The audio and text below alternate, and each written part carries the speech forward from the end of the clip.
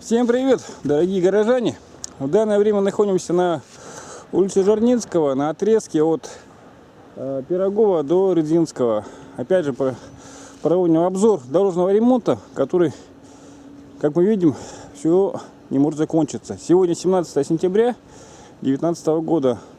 Мэр города в отпуске. Город замерзает в отсутствии отопления. Так называемые общественные контролеры, как видим, испарились. С помпой были объявлены, но, как мы видим, никакого надзора за дорожным ремонтом нету. Я не знаю, как было заявлено, что до 20 числа данное безобразие, данный дорожный ремонт будет завершен. Но, как мы видим, скорее всего, этого не будет.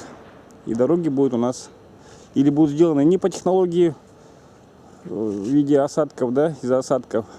Ну, как бы получится халтура и распил денег. Всем удачи. Кстати, тут хотелось бы сделать маленькое пояснение, чтобы всем было понятно, да.